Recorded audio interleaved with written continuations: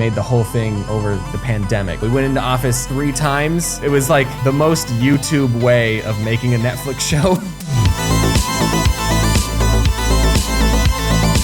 This year, 2022 VidCon, they invited a bunch of TikTokers and Minecraft YouTubers, and it was the first time I felt like an old school YouTuber.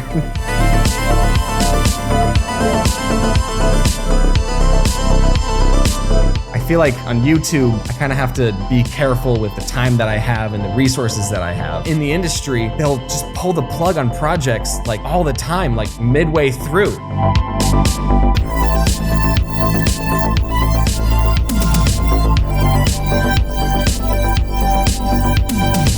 I kind of had to learn how to manage a team little by little, like bringing people on. I'm also like learning to slow down too, and I'm also learning to take weekends off.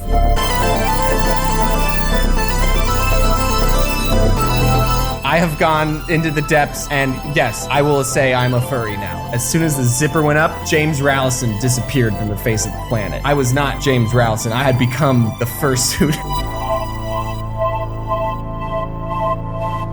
Hey, welcome to the Create Unknown, the home of Make Something Mean Something. It is TCU's Day. We are here live on Discord every Tuesday, 6 p.m. Eastern. We have a great guest tonight. I am Kevin Lieber. With me, as always, is Matthew Tabor. And I'm going to give you a quick rundown of the rest of this fantastic month.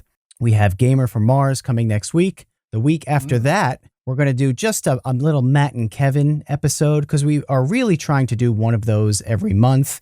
And then we're going to finish off March with Oki's Weird Stories, a return guest that we're really, really excited to have back on the show. Yeah. But tonight, we have an amazing guest who is, well, Matt, why don't you tell us? Yeah, Kevin and I help creators workshop ideas constantly. People come to us, talk it through, whatever. But they're always worried that they're not original enough. A couple years ago, Chris Wilson of Cyanide and Happiness explained to us how you can make an entire career out of drawing stick figures. Tonight's guest proves that if you just pop a face on a marshmallow, you can get 19 million YouTube subscribers, 4 billion views, and your own animated Netflix series. Before James was TheOdd1sOut, he authored an origin story that will sound really familiar to our community. He was a teen grinding away doing the goofy thing that he loved. He was doing a lot of it. He made over 400 comics in 4 years, where he seems to have cracked that code of wisdom that usually takes creators and artisans an entire lifetime, which is that amateurs work until they get it right, and professionals work until they don't get it wrong. And aside from the occasional subway order, James hasn't gotten it wrong since the Obama administration. And the proof is that he's done the impossible. He's become the only thing from Chandler, Arizona that's more popular than that city's annual Ostrich Festival. James is lovably annoyed by seemingly everything, like every character of Seinfeld morphed into one, and only Jerry himself rivals James in his ability to identify the weird, relatable stuff in the world that becomes 8 or 9 minutes that can turn your terrible day and meaningless life into something slightly less bad. And as far as human socialization goes, that is the most difficult thing for anyone to do reliably, and James might be the best at it. His Netflix series Oddballs brings the adventures of the animated James to a 20-minute format that covers the trouble with toasters, the foibles of blood drives, and the struggle of ordering off the kids' menu. The 12-episode first series was so well received that a second season dropped just 4 months later. So James, you've got plushies, apparel, augmented reality puzzles, a best-selling book, and based on your last video, we have to assume TheOdd1sOut Casino is forthcoming. When we're playing roulette, we know to always bet on odd. But what number should we bet on? Ooh. Well, first off, I just want to say thank you for writing the back page of my book, my autobiography. What number should you bet on? Probably 1. That seems like a good one. It's in the name. So an odd one. It kind of answers itself. Yeah. You said you won 200. You won 200 on the Australian dollars. Australian, yeah. Mm-hmm. Yeah, I mean, that's significant. That's significant. But it was a straight odds bet, right? One thing that I didn't mention in the video, and it's probably a little important, I did write it, but then it just kind of derailed, so I just took it out. I did have to sign up for the casino's like mailing list or something. And when I signed up for it, they gave me a free $5 chip. So technically I got 2 chips, But yes, I did have to. I basically bet odd every time, and then I didn't like go all in every time. So odd showed up more times than it didn't, and I thought 200 was a good number to rub into my friend's face, so I cashed out, and then I did exactly what I said I would do and rubbed it in his face. Which one was that? What city was that in? Oh, was that in Melbourne? Yes, it was Melbourne at there's the whole convention center, and then like there's all these like shops. Yeah, and there's this very big in the video. I actually the background was called the Crown Bar, and that is what it is. It's like that's Crown right. Yeah, casino. I forget what it's. I gotta look. So, yeah, Crown Melbourne. Yeah. It's that that casino. Yeah, I went there after the people who are in the Discord server know James from Australia. After I was hanging out with him, I went to Melbourne and there's nothing to do, and I'm like, oh, I'll walk to the Crown Casino. So that's kind of wild. Like I know exactly where you were playing on it. It was a nice place, but I'm glad you'd won. And if it had come up even, what would you have done? Go home. Not even go home, go back to my hotel room, a dishonored man, and probably never make a video about it. But I don't know. It was I've said this in the video, but that was like the only positive casino experience that I ever had, because every single casino experience I've had since then has just been exclusively negative. It's always been I would lose money, I would put money into a slot machine, and then I would just watch the numbers go down, and then a little bit up, and then way down, and like the money that I put in the slot machine never went higher than what I originally put in. And I just remember thinking like, this isn't fun anymore. I'm not having a good time. I'm losing money faster than I'm having a good time. So, you live and learn. It was so funny when I watched your video on gambling, because I thought, of course, of Matt immediately, because Matt has so many stories about just different casinos and the type of people that you meet there. And it was fascinating because he and I actually have also tried to pitch TV shows sort of about like different things of the mathematics behind the different games in the casino. And one of the things that you like math? I'm just kidding. No. I like meth. There's been like this huge misunderstanding all of these years. Been trying to do the ultimate meth video on Vsauce 2, and it hasn't really translated. But one of the things that, Matt, that I always remember that you told me that James, your video reminded me of, is that roller coaster ride that people who gamble all the time ride, where even the best gamblers who could have literally millions of dollars in winnings one week, the next week they're destitute. They're completely broke because, well, they lost it all. And it just goes, this ebb and flow is like the most outrageous highs and lows, like in human existence, basically. That's why people keep and doing you get it. numb to it too. Yeah. Oh, I haven't gotten to the numbness yet. I'm still eventually so many good things happen to you and so many horrible things happen to you. Like a game like poker, you can make exactly the right bet, exactly the right move. You are mathematically correct. Everything in the world is on your side except for one card in the deck that ruins it all. And that's not your fault. There's nothing you can do about it. And sometimes you get your ass completely and totally saved when you've made a horribly stupid decision by that same sort of luck. And eventually all of this stuff happens enough that you just like zen out about the good and the bad.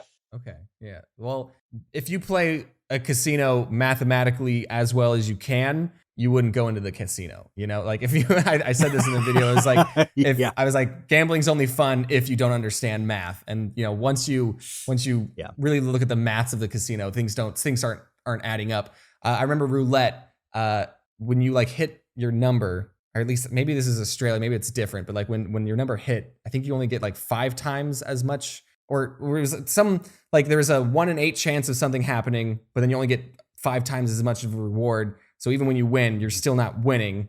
And they just pay you less, that's the payoff is just really bad and not in your favor, especially in Melbourne, because there isn't competition. So it's a better situation in a place like Reno or Las Vegas, where there's an incentive to pay out a bit more so that, you draw some more business compared to the next guy. But if there's like one big place like there is like Crown and Melbourne, they can kind of set it however, at the floor of whatever the government or regulator allows them to do. And that can be really grim. When was the last time you gambled? It's actually been a long time. I used to go a lot of places and do it. But actually, the last time might have been Crown. So because it was right before COVID, it was whenever that was, like the end of 2019.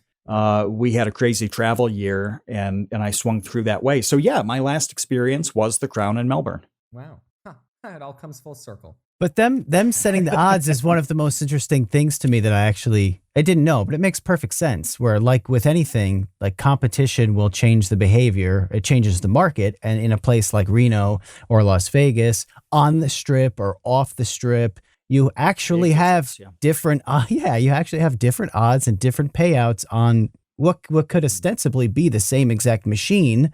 It's just the people running it just fiddle with the math in order to incentivize people to come back and play the machines more. You know what I think we should do? All three of us, we should take a trip out. We should fly to Las Vegas, but then just stay in the airport. We should only hit slot machines and games in the airport. That's one thing I mentioned in the video. Just like it's everywhere in Vegas. As soon as you get off the airplane, there's just slot machines. And it's just so baffling to me that people can't wait to gamble, So gas stations too, and like a lot of vacationers don't see that because they're not, fueling up a car. But yeah, there's like a row of slot machines in the 7-Eleven. But those Vegas airport slots, they are the lowest paying slots in all of Las Vegas. They have the worst payout percentage of any property there. Why? Then why do people? Is it just like people have a captive dollar audience? I guess, people have to be there. They're bored, and what else you're going to do? Read a book? Waiting for a flight. Me. Yeah. Let me tell you, though, once I got off a plane, because I've gone back and forth. I used to Las Vegas lots, like almost monthly. And one time I got off the plane, and as I did it, you're walking by the slots because you can't help but walk by them. And this guy, I stopped to adjust my bag, and there were some guys that were at a slot machine. They'd just gotten in on my flight, and they were for like a bachelor party weekend or something. And this guy's like, I'm going to kick it off. Like, I come on, let's go. Let's go. Early. He pops $1 in the machine and pushes the button and hits a jackpot for 1,000. And these guys exploded. It was like in a movie. They were like, "Oh, this is going to be the best weekend ever." Starting the day off. I'm so glad I saw this. This is awesome. So witnessing that was cool. I think there's been no problems with gambling, and nothing bad ever happens from gambling. Let's all keep doing it. Nope. No, it is the way forward. The entire economy should be based on gambling.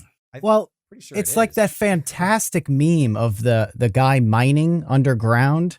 And he's just about to break through to winning, and he gives up, and it says like 90% of gamblers give up right before they win. Great meme. You only lose when you stop playing. Mm-hmm. That's very bad advice. Don't actually quote that. That's how you end up destitute. Yeah. So Kevin, before we started recording this podcast, me and you, we were talking about VidCon a little bit. And we're talking about when I first met you at VidCon, we were crossing paths, and I was like, "Oh, hey, Kevin." And then I just kept walking. And then you said that was one of your highlights. It was one of your 3 highlights. What do you remember what the other 2 were? Or do you remember want to reminisce on this convention at all? Oh, no, not particularly. I think maybe I exaggerated. Maybe it was one of 2 highlights. I did have another highlight in which I ran into somebody I used to work with, and that was nice. Nice. Oh, I ran into Jabril, and that is always nice. Big fan of Jabril. Oh, so it was this Shout year. out to Jabril. Yeah, this year. I was leaving the convention, and James was entering the convention, and he shouted at me. VidCons go. Like, you literally are just there at a convention, and then you'll be like, "Oh, there's Markiplier. Oh, there's Vsauce. Oh, there's Kevin." So it's wild seeing YouTubers in the wild. they're not really in the wild, but seeing them in person, getting to see the height of all the YouTubers that you watched, I've realized that YouTubers are a lot shorter than I thought they were, or I'm just taller. But you know, it's great. No, there's a handful of noticeably very tall YouTubers, but it's like their own little. It's like, you know, Hank Green. The mythical guys, Rhett and Link, extremely tall, and then that's kind of it. Is this like a little group of tall YouTubers?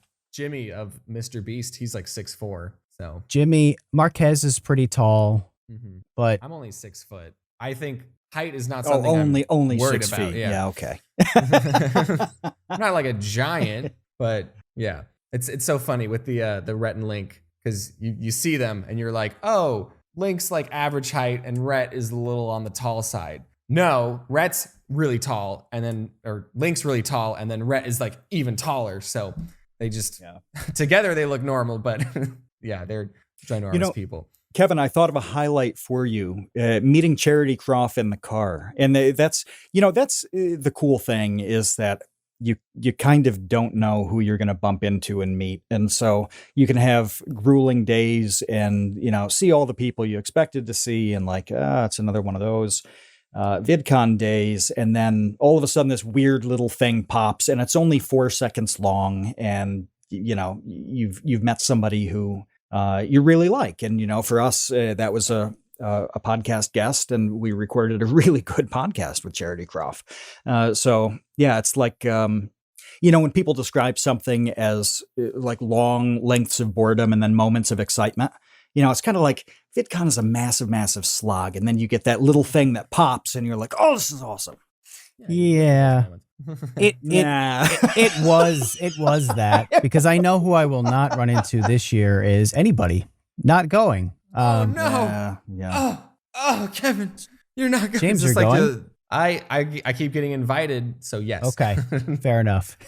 They I guess this is known. VidCon doesn't pay people, but I still have a good time, or at least they don't pay me. But I mean, like they pay for me to like fly out to Australia, and they pay for my hotel and everything. But and then I get to keep the money that I make from merch, obviously. But me meeting fans for 2 hours at a time, that's just for me doing me, you know. Like have you been to like every VidCon like consistently, or is this like your first time not going? I had been, since not every single one. I didn't go to the first one, which was in like a hotel somewhere. I was gonna say, I hear stories of the first VidCon that was just more of like a YouTube meetup or YouTuber meetup. From what I've hotel room told, that was pretty much what it was. I've been to every single one since 2016, so and I've been invited guests since 2017. So this year, this 2022 VidCon, they invited a bunch of TikTokers and Minecraft YouTubers, and it was the first time I felt like an old school YouTuber. I was just like, oh man, there's all these popular channels that I've never heard of, and then like a lot of my other YouTuber friends weren't there. And I'm like chatting up with like the staff of VidCon, like we all go way back, and I don't know, there's just all these YouTubers and TikTokers that I hadn't heard of who are younger than me, and I don't know, I've been doing YouTube for quite some time, so just everyone gets to watch me grow up with them, I guess. What about you, Kevin? How's your YouTuber journey? Oh man. That is a different podcast, I think, altogether. Oh, all right. Yeah. I mean, it's been a long time. I think I had been going to VidCon since 2013 or something like that. And so much has changed over the years with YouTube and continues to change. You know, we have, I don't know if you know the big news, we have a new CEO stepping in. I have heard. This year that I think will bring some changes. It seems as though that will lead to...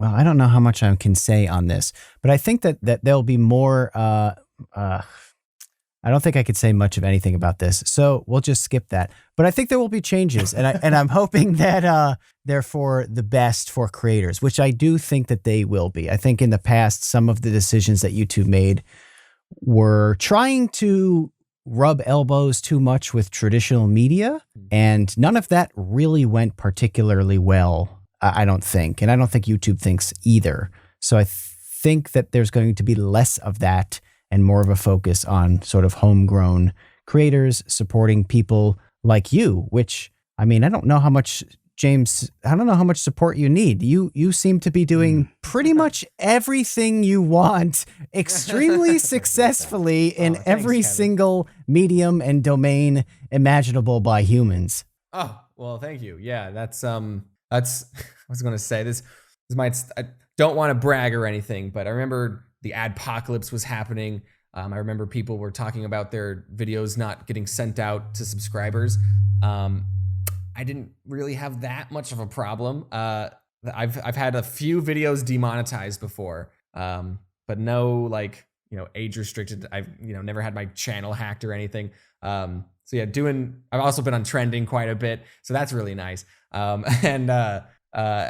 just been making the content that I want to watch, and in turn, people also want to watch it. And then I've always also been just trying to branch out, do as many things as possible, just always try to diversify the content, so to speak.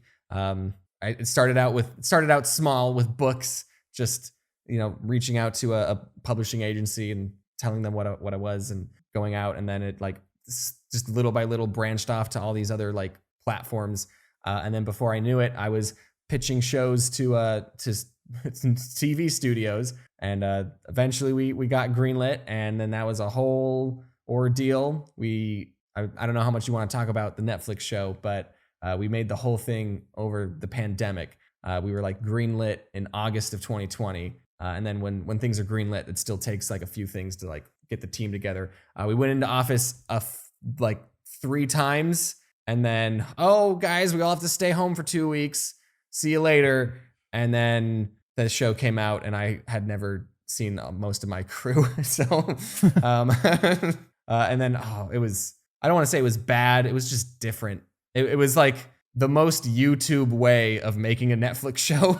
Just everyone being in their office doing Zoom calls, and I don't know. It like I can't even compare it to office life because I don't know what that was like. But yeah, I don't know. What else do you want to know about making a Netflix show? I don't know what you've been sipping, but you've got it all wrong. It's time to commit to the leaf. We've embraced the smoothness and surprising pick-me-up that tea provides. I literally drink it all day long, nearly a gallon a day, and it powers me through research, script writing, and forums on websites that I refuse to name here. But we don't drink normie NPC tea. We drink cultured and refined anime tea from the Dragon's Treasure. Kevin still likes the gunpowder green called Space Cowboy, and I've sampled nearly 40 Dragon's Treasure teas at this point.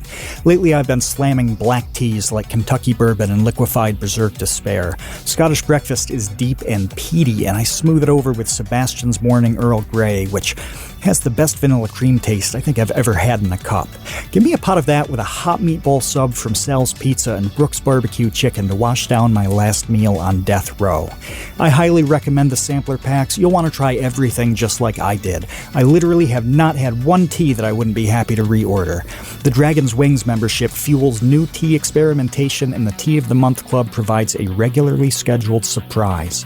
And when you order from the Dragon's Treasure using code CREATE, you'll get 10% off your order. That's 10% off using the code CREATE at thedragonstreasure.com. The link's in the description. Well, I'd love to know a lot more because you are our first guest with a Netflix show, and Really? I actually do. Yeah. And I was thinking earlier today, how many other YouTubers? The only other one I could think of was Miranda Sings had a Netflix show years ago. If you say like which show. YouTubers had a show, then that opens up more. Psychic Pebbles had Smiling Friends. I think wasn't there a Fred show, and the Annoying Orange show. That's another one. What else is Epic Mealtime had a show. Epic Mealtime had a show. That's right. Oh man. Lily Singh got her own show. There were a handful of people that have had shows.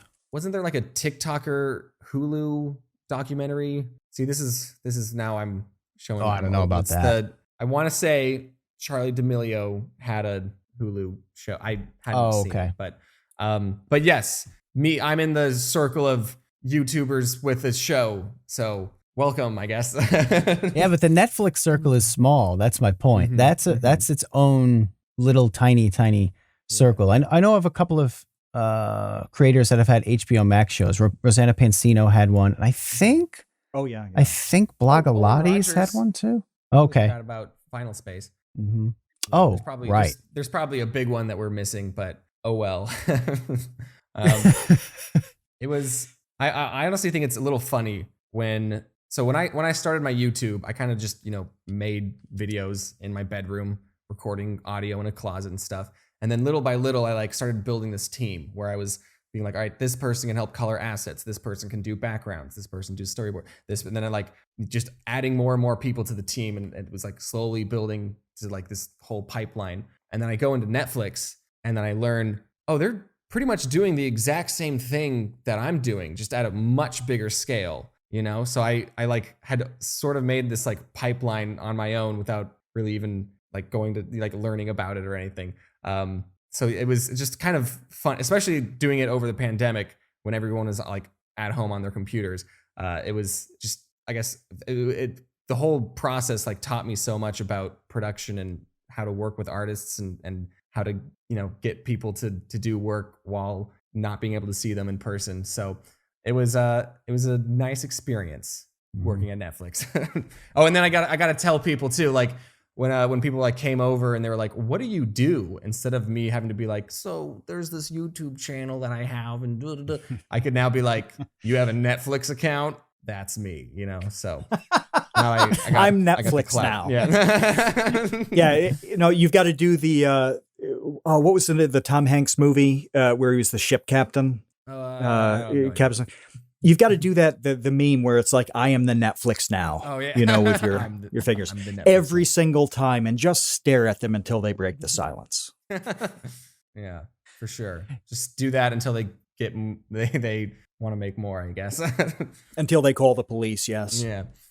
But in what ways, because I actually really did want to bring this up, because watching your videos, and you obviously credit the people that you work with, your team at the end, I was blown away by the amount of people who work on your YouTube videos. So I actually printed out a screenshot of your most recent credits, just to list off the number of different people. Is it 24? I'm gonna guess. Yeah, I just want to say. Sounds about right. Yeah, 5 storyboard artists, 3 2D animation, 6 rig animation, 6 backgrounds, a compositor, an editor, a screenshot historian, and then 5 assets. Yep. What do you want to know about it? Okay, a lot. So first of all, how do you find these people? How do you coordinate this team? How do you juggle working with so many people? And then on top of that, how is that process different than what you're doing with your Netflix show? Right. So, all right, I'm going to be ranting for quite a bit. Okay, so just buckle up. So the way that I find the people that I need, right? So if we're slowing down with backgrounds or we're slowing down with storyboarders, I will like tweet out, hey, I'll make a little graphic. I'm looking for storyboard artists. Here's a place where you can submit your portfolio. And then I have people submit what they want or what they do. And last time, let me just like give you a scope for the number. I had like people, I was looking for storyboarders and asset artists. And so I for like just 24 hours, I let people apply and send in their portfolio, and I had 1,400 people send in their applications for storyboards. I know, like that's how many artists are, and it stunk because I basically like broke it up. I was like, all right, me and one of the production manager, we were like basically just looked through all the people that applied. And there's like hundreds of people that we had to go through. So really, honestly, if you're an artist like looking like, applying to places like this, just make sure your portfolio is super easy to access, right? Because I can't tell you how many times I would like go to someone's website and then click on like pictures, gallery, and like, and then it kind of stunk, but this is just like how we had to do it, because just for time, we would literally like look at like people's portfolios for just seconds and then immediately decide, it's not really what we're looking for, you know? Like they're painting this like super realistic with like acrylic paints. Not really what we're looking for. We have a whole bunch of other people applying. We can't really let everyone in, you know? So you basically hired on Tinder.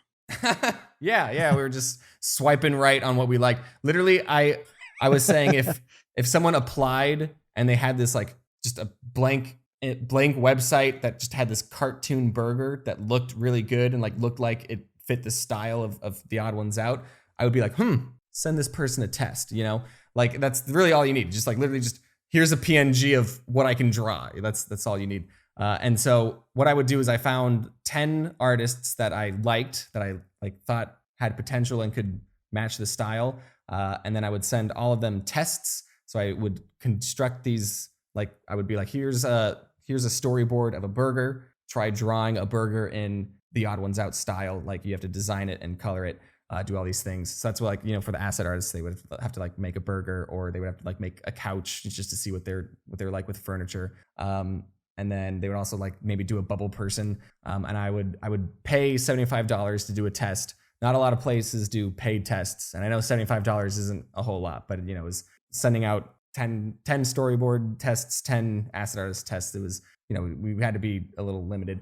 But so then people, we'd send out the tests, and then based off of the tests that people gave, we would choose whether or not to hire them or to work with them. And then we decide from there, let people know, hey, good job, you made it, or hey, sorry, good luck with all your endeavors, you know, that stuff. And then we do everything on Discord. So I just have a Discord server for production, super professional. And then so like I said, before I knew it, I had like built this pipeline of people that, you know, that kind of do exactly what the traditional media does.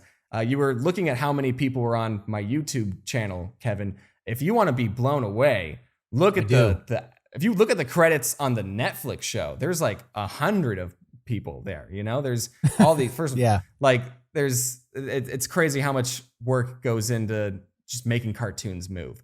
Like honestly, like working in the industry and seeing all the talent and all the hard work that goes into these projects. My opinion on cartoons is now, be happy that cartoons move, okay? It's a drawing that moves.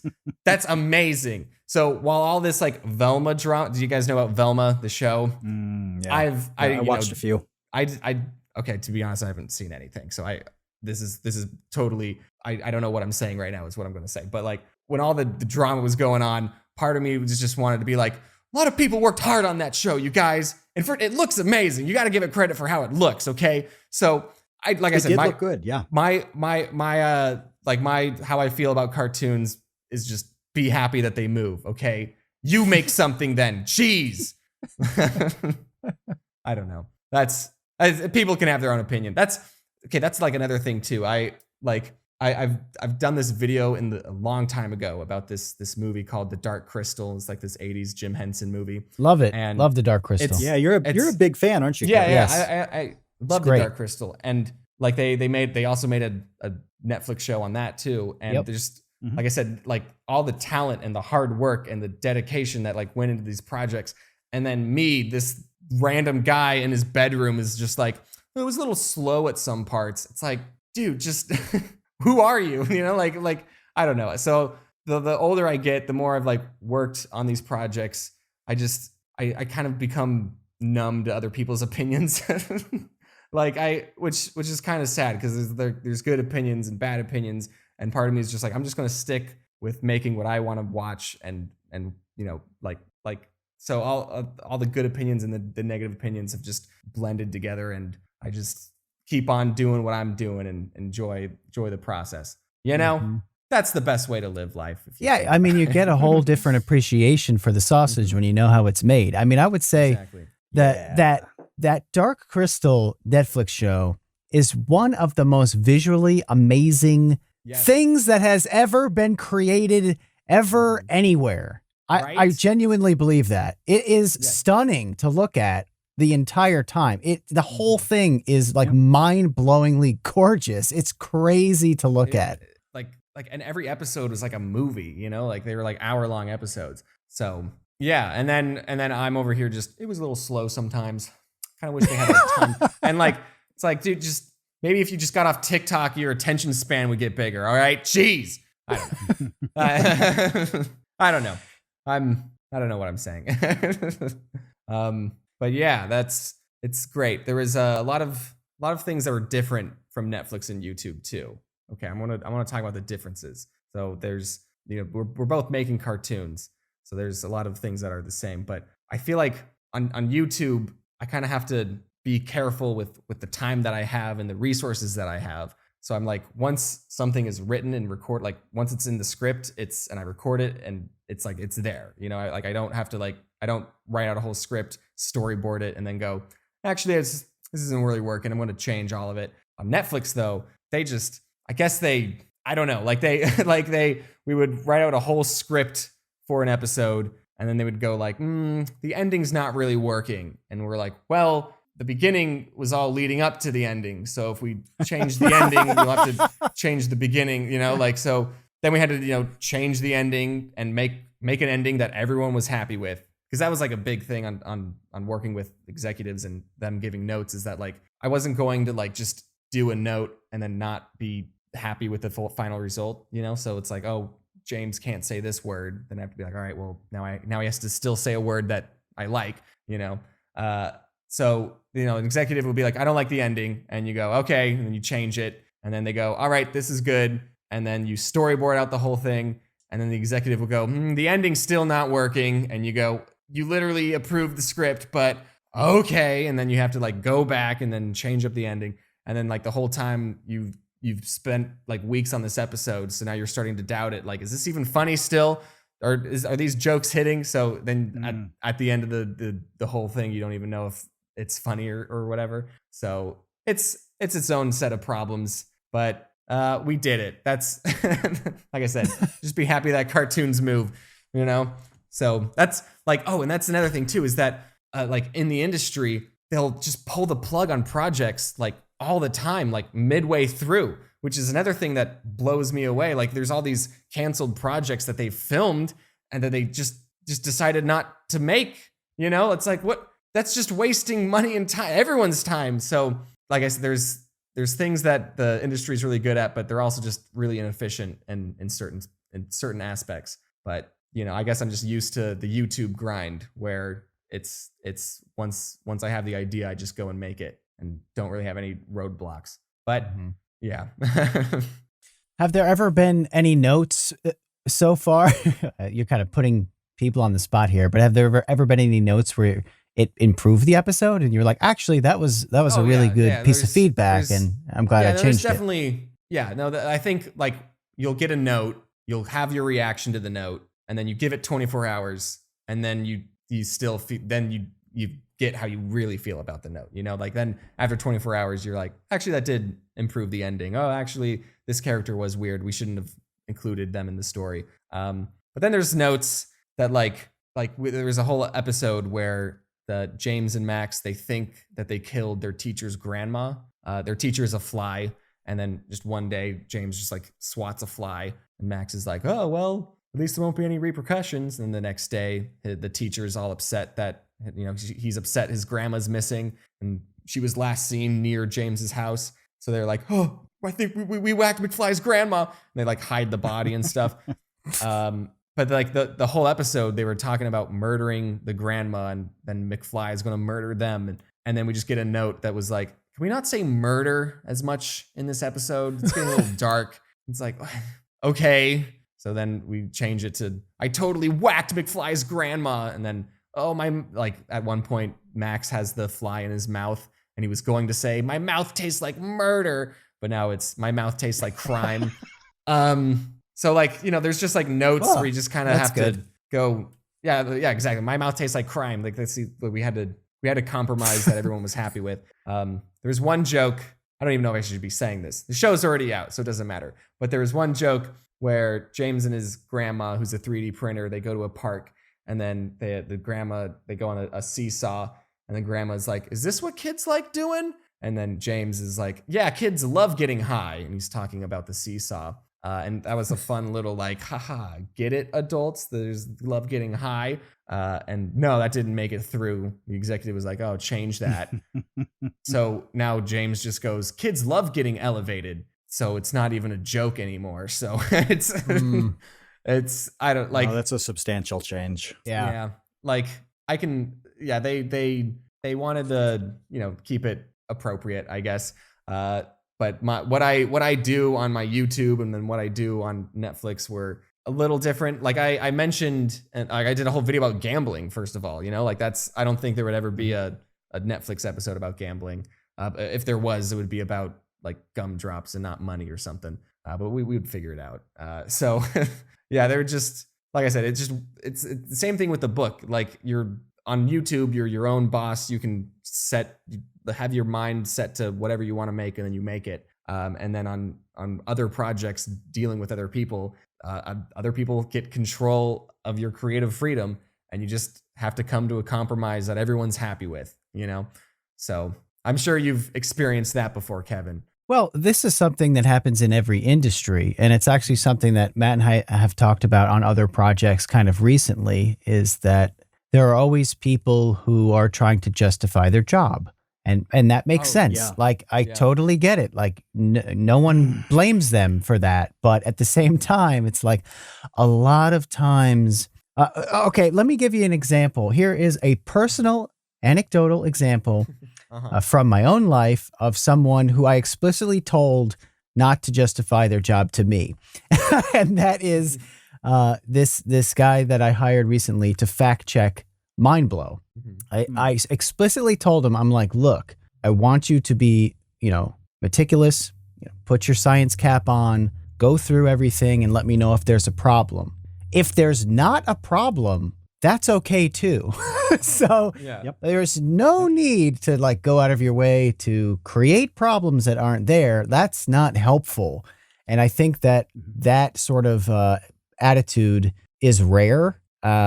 But it's something that I wanted to instantiate in my own life, but it's impossible to instantiate when you're dealing with other people and they have bosses and they have their own careers to worry about. I guess, it all comes down. I don't want to say like people want to be involved. It's that it's like their job to give notes to your thing. And if they don't give notes, then it's not, like they need to feel more involved. But yeah, they don't seem to realize that sometimes doing nothing is actually doing something, and that it's okay to do nothing. Yeah. And if you think about it, like if anybody was in band in high school or elementary school or something like that, I don't know how many different instruments are in a band, but it's a lot. I played the saxophone and stuck to that.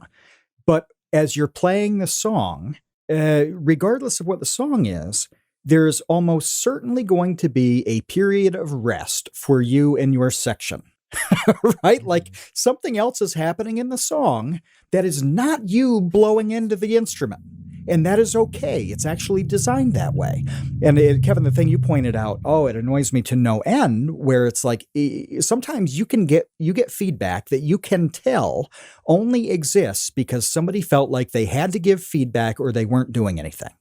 And sometimes, like you said, if giving the sign off, I didn't see anything, I wouldn't change anything, that is feedback. That's okay. Just it all comes down to be happy that cartoons move. Okay, that's all. It's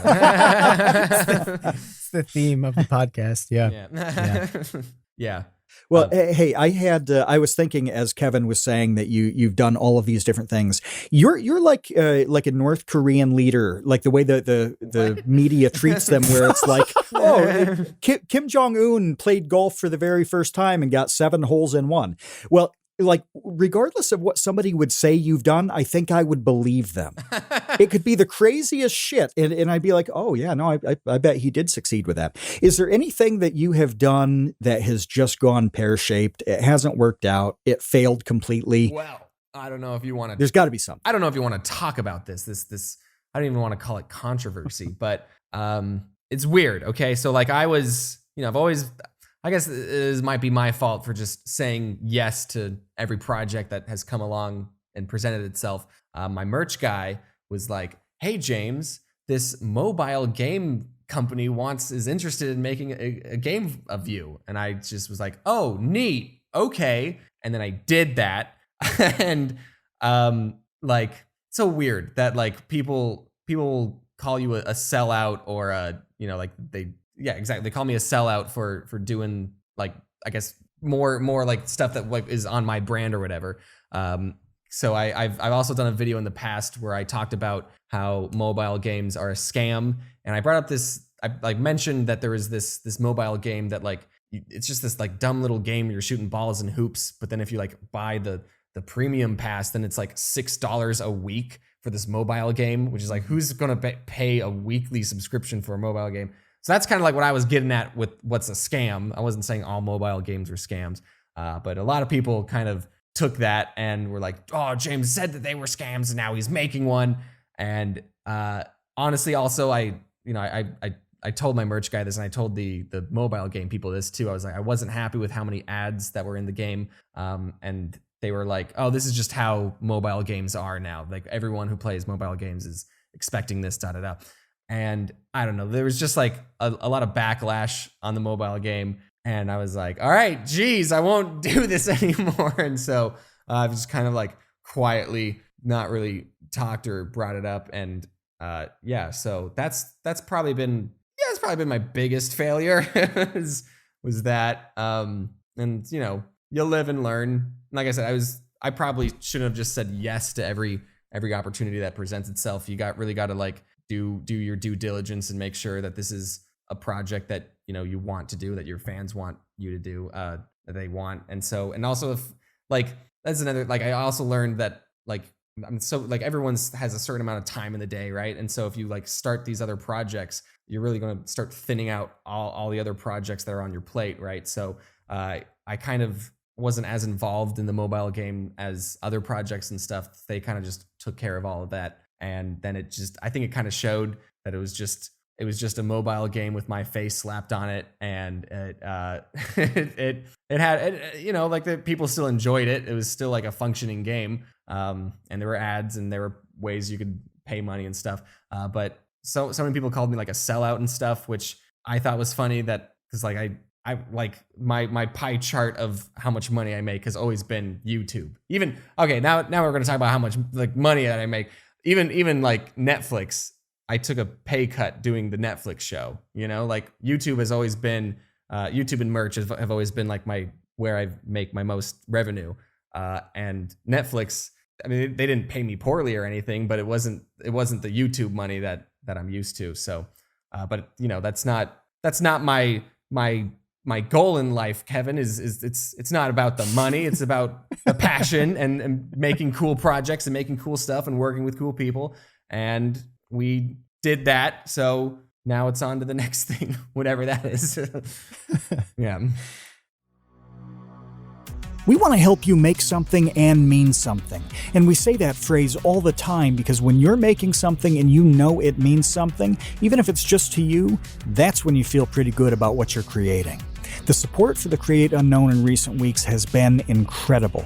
Animators, artists, musicians, YouTubers, aspiring filmmakers, comedians, it is crazy how talented everybody in this community is.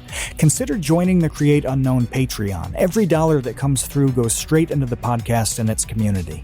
That means more highlights videos. It means a big Minecraft project that's on the way. And eventually we'd like to manufacture custom piss bottles so you never have to leave your battle station. And being a patron unlocks participation in all of our live recordings. You've seen the roster of guests we've had. Having access to their minds is a unique opportunity. You can go to patreon.com/thecreateunknown or click the link that's in the description. Every little bit helps, and your support means absolutely everything to us. Patreon.com/thecreateunknown, links in the description. We appreciate you, Space Cowboys. But that's definitely an interesting thing that I don't think a lot of people realize when it comes to YouTubers hopping into traditional media, is that there is this weird gray zone between essentially the YouTubers who are big enough that the traditional media people say, hey, let's do a show with this person because they have a large enough audience that if we can just convert X number or X percentage of their audience to, our platform. It'll be worth it to us. And then, but the problem that arises is that what you said is that a lot of those people don't need the Netflix show, or they don't need whatever the Discovery show, or whatever it is, the Disney Plus show, because, well, first of all, they make plenty of money on YouTube doing exactly what they want, whenever they want, with the people they like to work with and are comfortable working with, on their own schedule, on their own time, with no one giving them notes or overseeing anything. And they're in that comfortable space that they created from scratch, that little ecosystem that they built themselves. And the amount of time, and that was another question I wanted to ask you, because the amount of time that I know that it takes to invest into these other shows is incredible. It absorbs your whole life. So that's another basically cost opportunity between deciding to do a show like that. So how are you even juggling the YouTube channel, the Netflix show, AR puzzles, and the merch stuff that you're doing? Like, okay, so you sleep never? No, it's been tough. That's for sure. How do I juggle all of these projects? Well, the Netflix show's done now, so I've been free from that, and I've been nurturing the YouTube pipeline a lot more. You listed off all the people that were on my team, and they do an incredible job. So I can, like, it's kind of weird, especially in cartoons. The higher up you go, the less that you're drawing. I'm still doing a lot of bubble people. I'm like, basically every bubble person that's in my videos, I like make a sketch of their pose, and then I have other people like finish the pose, or they're like rig animators do like a shot with the James rig. So like, yeah, they're having a team helps out a lot. Having a schedule helps out a lot. I don't have an assistant yet, but that is probably going to be the next thing up on my plate. But yeah, no, it's you just kind of have to roll with it. You got to like learn what I can get done in a day, what I can get done in a week, and then schedule like, all right, this is what I'm going to get done. It's just organization. It's a whole mess that we could probably spend a whole podcast talking about. But yeah, I don't think I answered your question, but it's just keeping yourself accountable, keep having a team, and enjoying what you do. That's how you're able to accomplish all these things. But you're weird though, right? Because listen, hold on, listen. Okay. The fact that you're so creative, but also can organize 1 billion people to work on your creative project, well, that's freakish. Okay. No one can do that. No, except Kim Jong-il. That's right. So you will be. This is one of those things. It's one, managing a team is its own beast to tackle. And if you like look back, I don't even know the first video that someone I had bring on. Like when I first started like hiring other people, it was just like one other guy, or like two other, like one background artist, one person that would color the assets, and then it would still be me doing the majority of the stuff. So like I kind of had to learn how to manage a team little by little, like bringing people on, and then bringing someone on whose whole job was just to make sure that everyone's doing their job. Their production manager, their name's Julia. Shout out to Julia.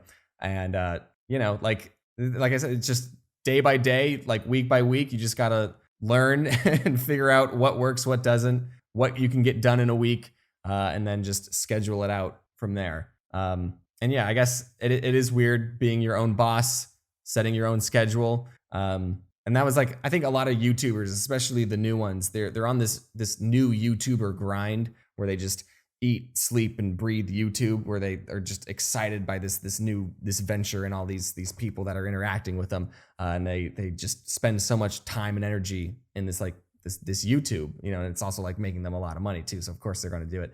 And I was definitely one of those people, especially in college. I would like not talk to my roommates at all. I would just wake up, roll out of bed, and go on my desk and just draw. And I wouldn't even go to my classes either. But I don't know, like that's like I like you mentioned like doing all of these projects and working and stuff, and like it's funny because I'm also like learning to slow down too, and I'm also like learning to like take weekends off, spending time in my relationship and working on that and stuff. So yeah, like, you're asking like, how do you do it? And I'm just like, oh, I've been doing it for a long time and have been slowly learning how to do it myself. So, just surrounding yourself with the right people, that helps a lot too. Thanks for the question, Kevin. It is funny because, we genuinely try to give people actionable advice and to glean actionable advice from successful creators so that people can learn and can, ideally apply some of it to their lives. The problem here, though, is that a lot of what makes people successful, you can't teach. And it is you saying like, well, I was completely obsessed with doing this thing to the point at which I eschewed all relationships and responsibilities and daylight and just worked on it until my eyes bled and I had to pass out at some point after 23 hours of working straight every single day, 7 days a week. That's like kind of difficult to just instill in someone through a podcast. And I will say that, like, being, like I said, I think new YouTubers, young YouTubers especially, like when they get that success, because like I don't think any YouTuber plans out for success. It kind of just happens. They're like, they want to make the videos, they put it up on the internet, and then it takes off from there. And now they have all this attention and this business that they need to nurture, and so they just they all just spend all this time leading themselves to burnout, and then they learn how to deal with time management and a work-life balance from there. But yeah, that is something that is hard to teach. I think I mentioned this in a video where people ask like, oh, like give me and I feel bad telling them like, you just gotta do it. I feel bad that they travel all this way just to hear me go, if you want to do it, just do it. And it sounds cliche. It sounds cliche because it's true, like it's like, that's really all there is to it. If you want to start a YouTube, then you just got to start hitting that upload button and make content that you want to watch, and always be trying to improve yourself and experiment with different things. Try and find people in your community and build relationships with them, and like try and figure out what works, what doesn't. So it's just, and when you mentioned that, like, I started out with comics too. So yeah, I've been doing this for quite some time. Just didn't know how to draw a single thing when I first started with comics, but you just keep on doing it, keep making that content, and people will eventually come and stick around. I've been watching this channel a lot lately, like a lot. It's called Anvil. This guy named Mark does all sorts of restoration projects on firearms, and he's a really funny guy. And he was talking about taking this thing that had rusted and it was destroyed. It was so badly cracked that he posited that somebody had taken it and swung it at a tree, because that's the only thing with enough force to crack it that badly. And he said, well, I can, everybody wants me to take this 100-year-old thing and just make it look as good as I can. He's like, no, it doesn't work that way, because this item is only new once. All the things you have are only new once. And after that, there's like another chapter in the life of it.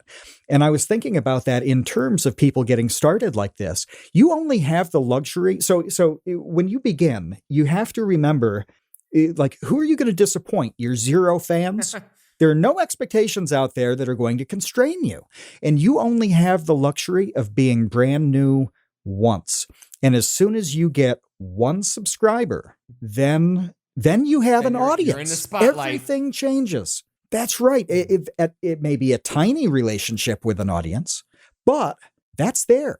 And you really have to embrace and love that beginning thing where you just plain do something. You will never be in that position again unless you start another project. It's a great place to be. And I wish people would just grab onto that freedom and love that spot of starting a thing. And then, like you said, you just do it and go from there. Yeah. Yeah.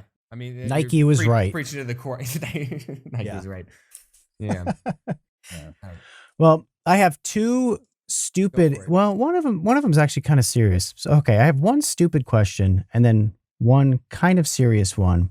And then I think that we have some questions from our patrons that we have to hit. So, yeah, we got a lot of them. Okay, all right. So let me dive into this. We'll do the serious one first and then the stupid. Okay. The serious one is something that Matt and I have talked about on this podcast a little bit before. It's something that I firmly believe in when it comes to giving actionable advice to people, especially Gen Z.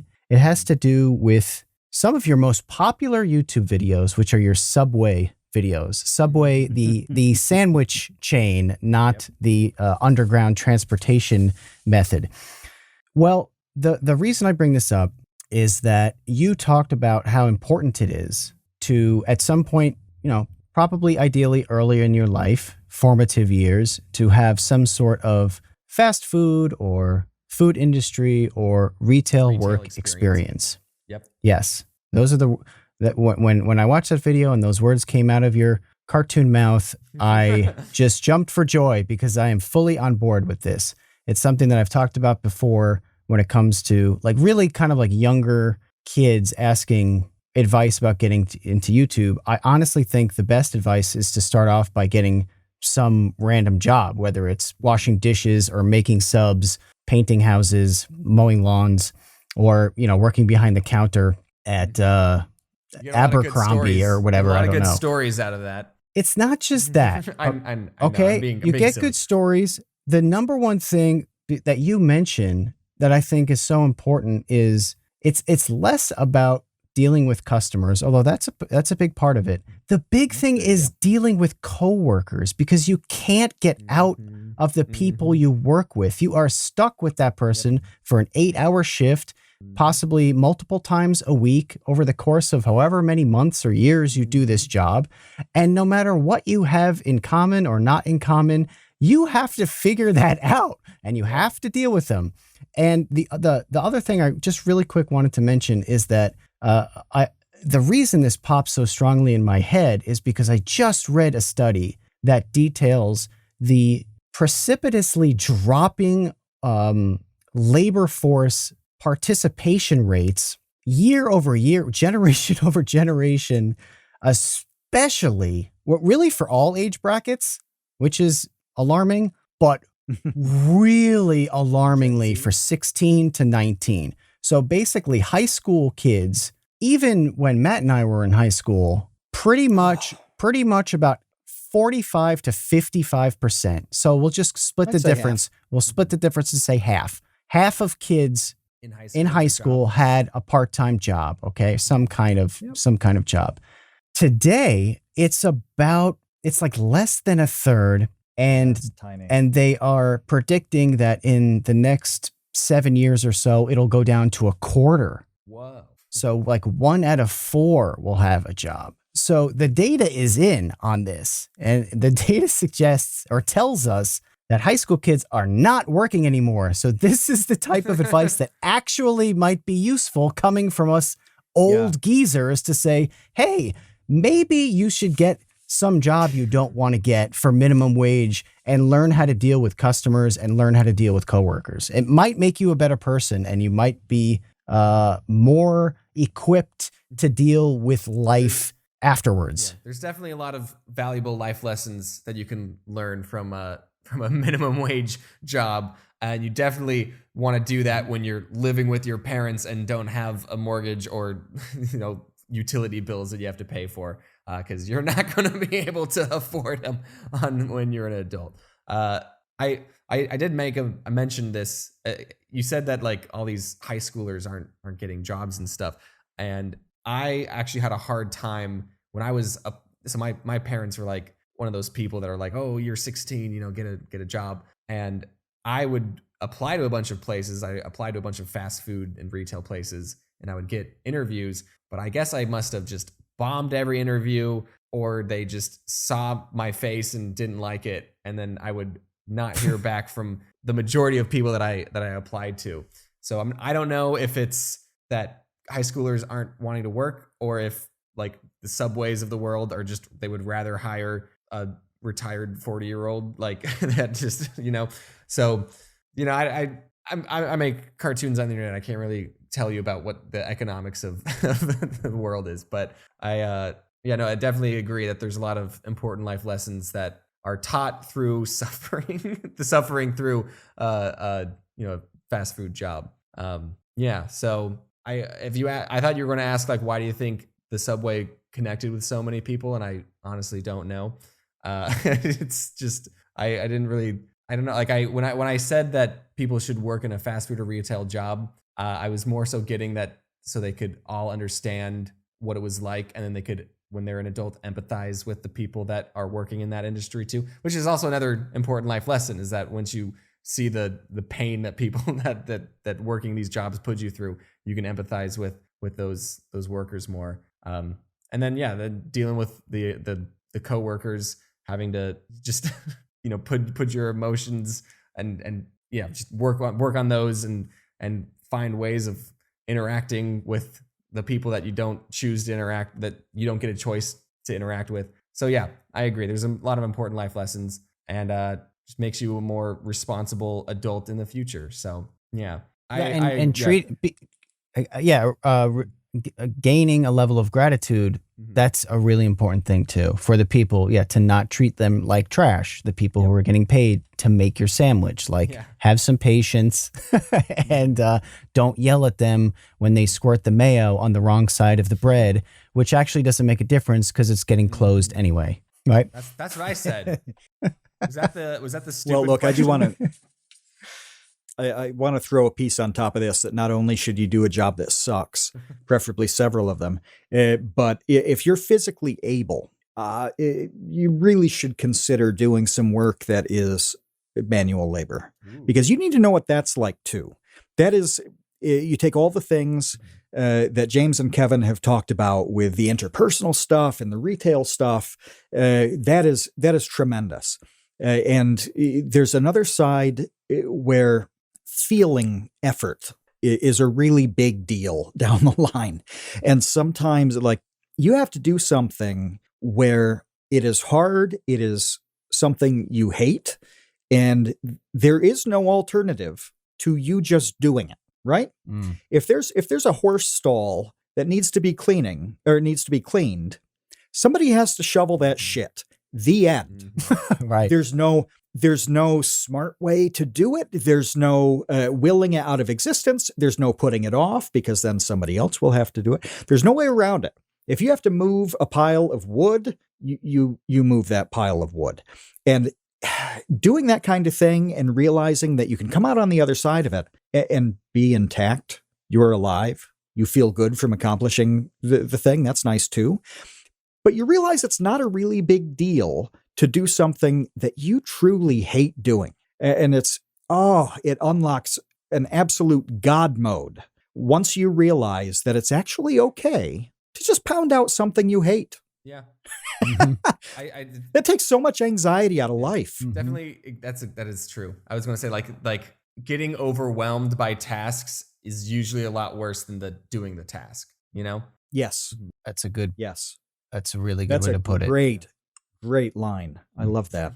The best part, it's one of those lines that's so good that I'll be thinking about it so much that in 3 months I'll have convinced myself that I thought of it. Yeah.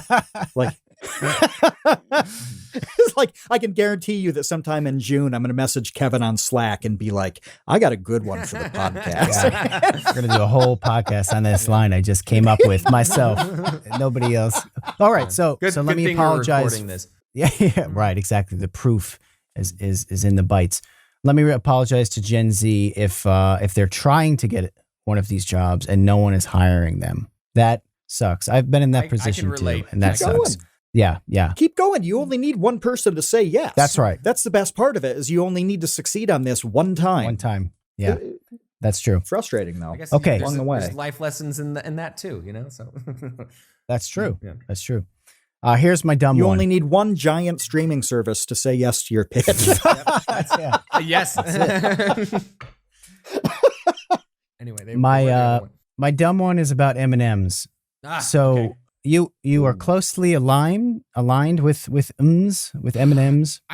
if you're gonna ask about the green M&M, no comment. Okay, that's.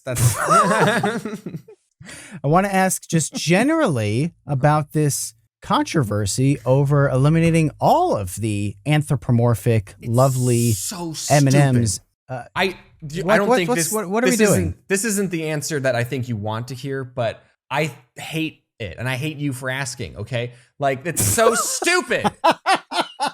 Kill them. I don't care about the M&Ms at all. Okay, like I know that's like my brand. Haha, I love M&Ms, but like. All these friggin' Tucker, can I say Tucker Carlson? All him getting mad. Oh, they took all away their high heels. Oh, now they're. It's like, it's just chocolate. It's just chocolate. What? Calm down. I don't know.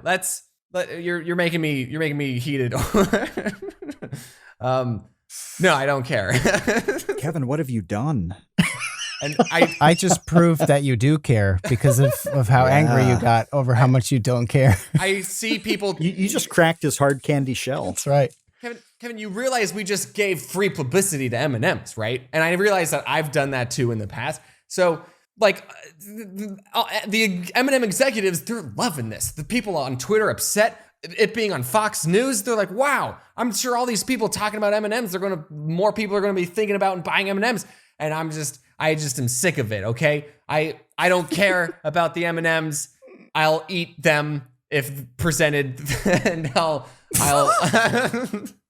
So I'm just gonna stick with my real problems, like I had to clean my garage today, so that was fun. What other real problems do I have?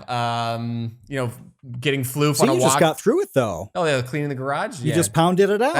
That's what you did. That's the manual labor that you just ground through. I kind of have this I live in filth for the most part, but then there are days where I'm like, I'm gonna clean today, and I just clean I basically cleaned all the way up to this podcast. So, party hard. For some reason, when you said M&M's presented to you, I thought of some sort of like British butler with like a cloche, and he just reveals like a huge pile of. I'm thinking like of a single M&M. Oh, just one. Just a single M&M on a platter. That'd be oh, good. It's like the old Mickey Mouse Jack and the Beanstalk, where they're like so poor that they're cutting a single lima bean in half. Yeah. You know what I'm talking about? I do. Yes, and then they also have a slice of bread that they cut into like paper thin slices. Yeah. I remember that. Yeah, that's you with the one M&M. Yeah. So not to belabor this, but I have to. Did you guys know that M&Ms were not an international thing until the 80s? Like, Kevin, you and I were born into a world that did not know M&Ms. I would have thought that, like, going back 50 or 60 years or something like that, the M&M was a staple. But apparently in the 80s, they went to Canada and Europe and Australia and Japan and all those places. I had no idea. Did you know that Tony... It's a relatively new thing. Did you know that Tony the tiger is the best looking cereal mascot and has a lot of people that agree with me? We're going to get to that. We're going to get to that realm. We have a couple questions that toy with that realm. Okay.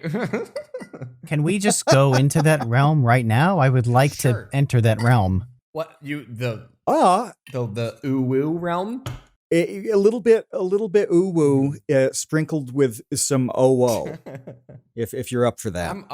Okay. Yes, I'm 100%. Kevin, and you've caught me at a good time in my furry journey. Okay, let me just say this right now. Do you want to get into it?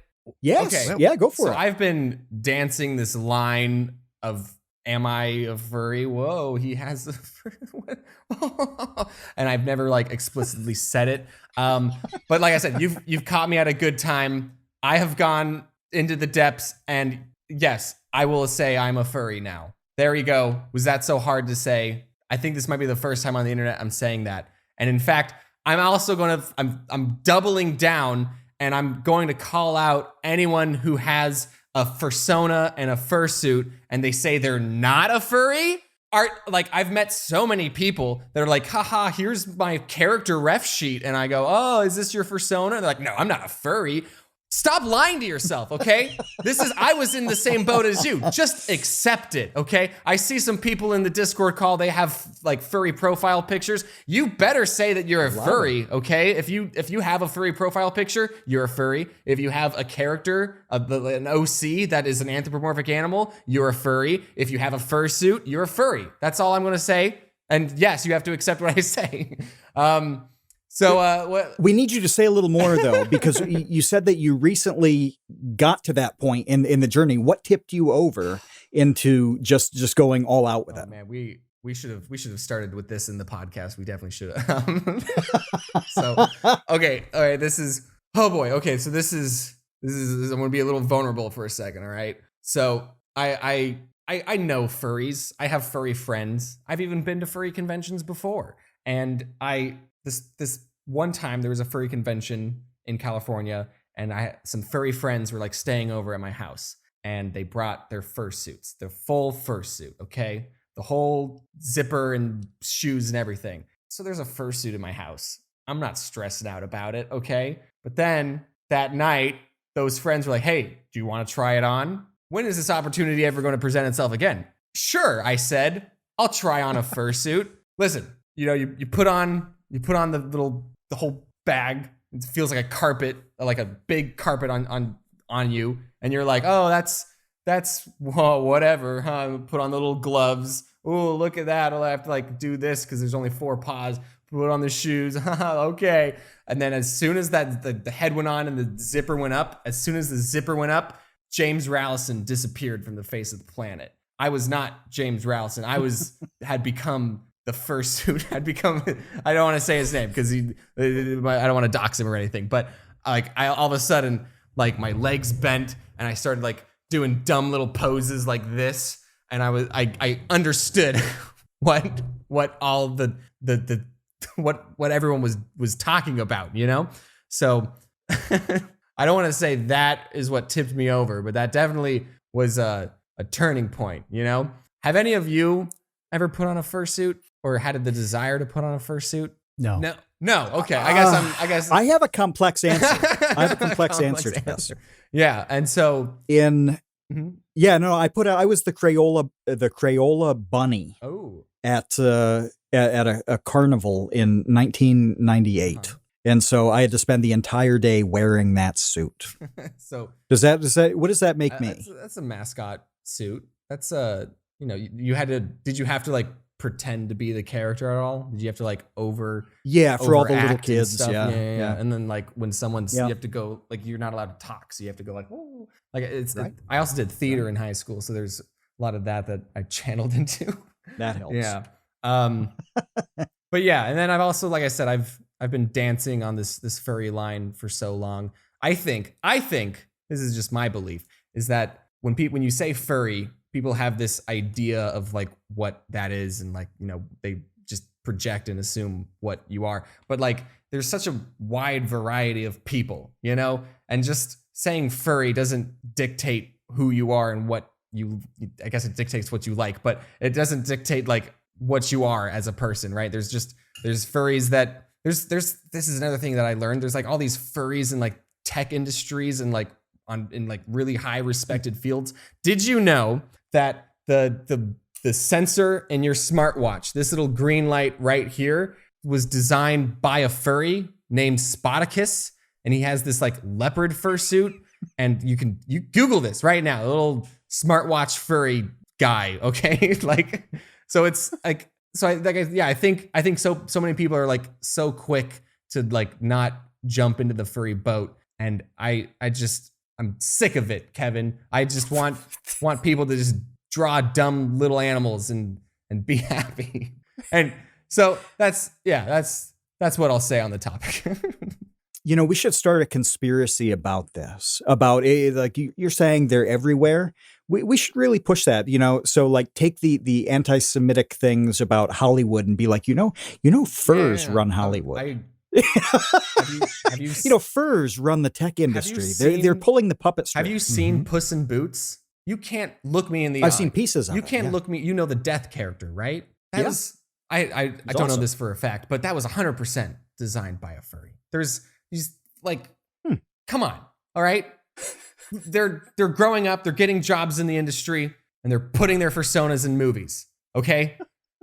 I need to go get my tinfoil Do you hat.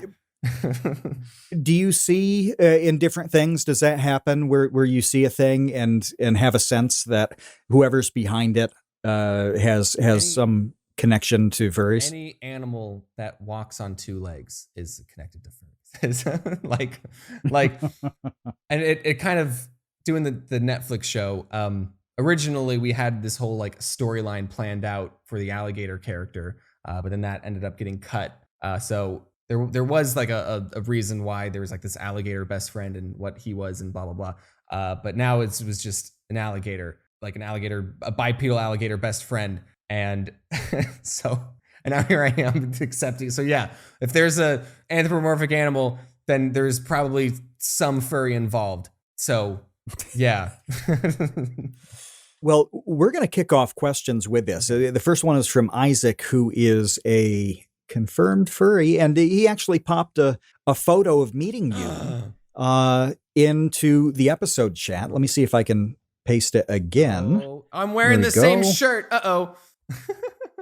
Oh, you are? Oh, so yes, now it's definitely you. Oh, no. Isaac says, it was great meeting you at the Maw meetup. Are you going to any fur conventions in the future? And do you have any favorite con stories? Okay. Like I said, I don't know how much time we have, but now I just want to talk about. So when I go to a furry convention and when I put on the other fursuit and I said James Rallison disappeared from the face of the earth, I'm not going to a furry convention for work, okay? I'm going for being a cute little animal, okay? So,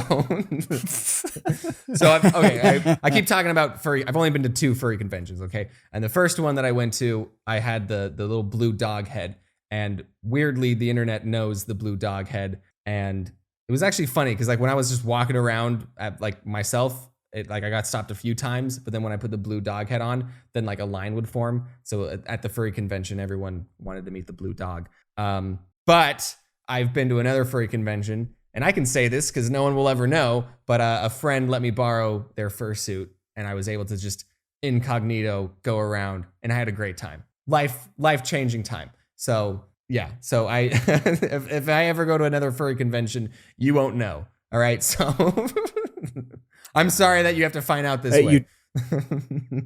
So you have the persona that you like and that people know, and then you're going to have an incognito persona? Yes.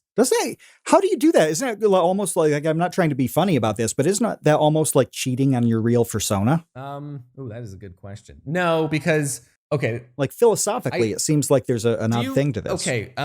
What's your full name again? Mine? Yeah. Matt. No, wait, can I say your last name or do you want to keep that private? Yeah. Tabor. I use that online for everything. Okay, well, so you have like your online persona and then you have like your real life. And even right now, I guess we're all doing our online personas. I say doing our online, I feel like we're doing the internet. Yeah, we're doing the internet. I don't want to, I guess mask is I don't even think that's the correct term, right? But I have the odd ones out. The odd ones out where I'm meeting people, going to conventions and It's still me, but then there's also James Rallison who cleans his garage and does the dishes or whatever. So I kind of see it as just another. I don't want to say mask. Mask is such a weird word, but it's making me think of Dream. But it's another facet. Yeah. It's another facet. Yeah, really. Persona, I think is the proper term. So the blue dog, his name's your Furby. persona. I mean, that's where persona comes from. So that's funny. So the blue dog persona is he's the internet's one. He's the one that I guess he's the TheOdd1sOut. And then there's the secret one that no one will know. That's just for me and my close circle of people. I can show you some art later offline if you want. So some reference sheets. But yeah, am I cheating? It doesn't really feel like cheating. It just feels like another mask, another faucet. You said. Well, that makes sense. And we're going to go to Sid Poke, who is also a furry.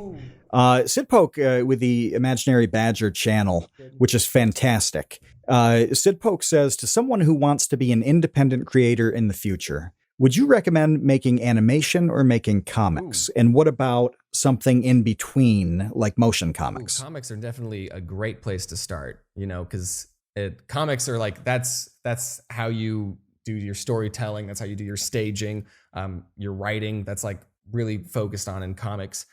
Then animation is all of that plus a lot of drawing, So like me starting out with comics really like taught me how to like structure and tell a joke online, and like I said, framing and staging and all that. So starting out with comics is definitely a great place, but it really just depends on what you want to do. If you want to make a cool epic fight scene, then better start learning how to make cool epic fight scenes. But if you just want to tell a fun story and show the world your characters, then a comic it'll be a great place to start, and it will be less time consuming, and you'll learn a lot from comics. So yeah. So everything has kind of evolved over time, because you did start with all of this pretty young, and now you are here. And Andy asks about that. How would you describe your style change and the refinement of it over time? Well, I mean, I posted my first comic when I was 16, and I'm 26 now. So yeah, I've grown and changed a lot as a person. A lot of the jokes that I thought were funny when I was younger, like I don't think are funny anymore. And like, how else would it change? I guess, I like learned how to work with a team.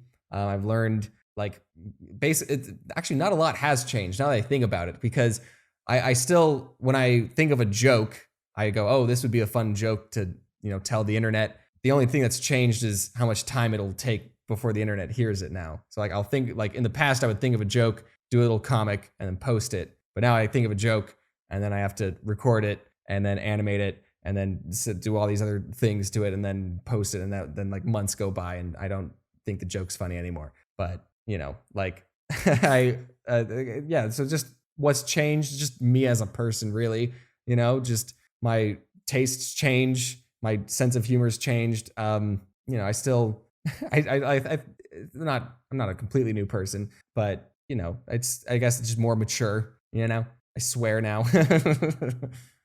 I've gambled. I have more life experiences than when I was 16. I've met a lot of new and cool people. Yeah, so it's just being older.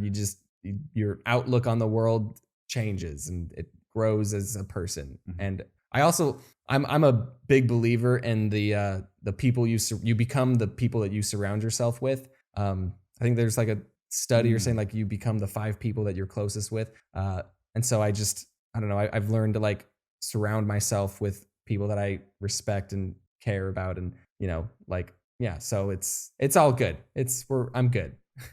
Yeah, no, that's something Kevin, we don't talk about enough, is how critical it is to really surround yourself with people who are going to help you do the thing you want to do, and certainly not get in the way of it.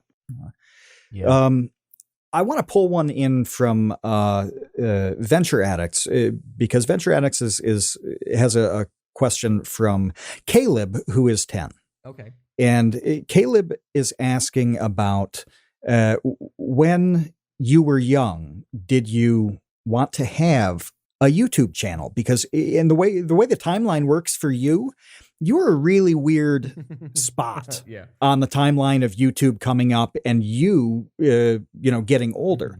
So like right now, Caleb being 10, Caleb has always existed in a world of YouTube. Kevin and I had a lot of jobs and working experience before the first video was ever uploaded, so those are the two extremes. What did you think about when you were young, and how did you relate that to wanting to show other people what you did? So okay, this is a good question. I think that all art, it's a great question. Yeah, it is a great.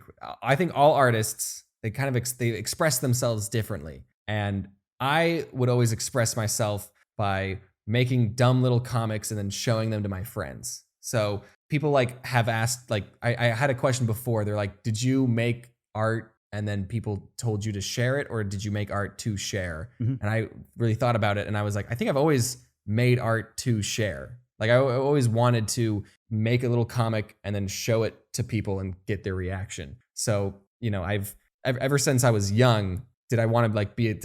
I watched YouTube, like a lot of the OG YouTubers, the Smosh and the an angry video game nerd, you know, the classics.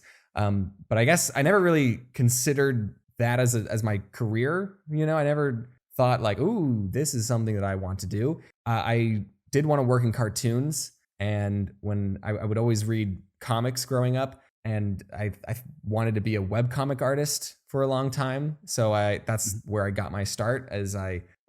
So I got a drawing tablet when I was 16, and then I made my first comic, and I posted it to this website called Tumblr. And you know, like I said, I've always I wanted my art to be shared with people, and it honestly took me quite a while for me to even build a following. But I guess that didn't discourage me though. Just because no one was reading my stuff, that didn't stop me from making the stuff that I wanted to watch. Or stuff that I wanted to look. I wasn't watching anything because it was just comics. But I guess, like I said, I just kept at it, kept refining my form, figuring out what worked, what didn't. It took me. I tell people I made 100 comics before I even got 100 followers. So you know it takes time, and you know learning the ropes at a very young age helps. Connor, is that his name? He's 10. Yeah, so that's Caleb. Sorry, Caleb. You're 10, so that's great that you're already interested in being a content creator. I would say good luck, get at it, go at it, and the sooner you start, the better.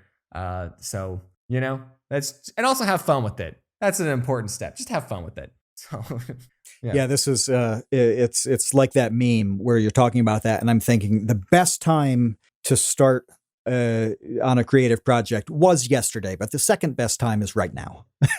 And like the sooner you just get on the thing, then time can happen. Well, also, people can happen. Yeah, that's true. Just like I said, have fun with it. Don't become like one of those new YouTubers that burn out.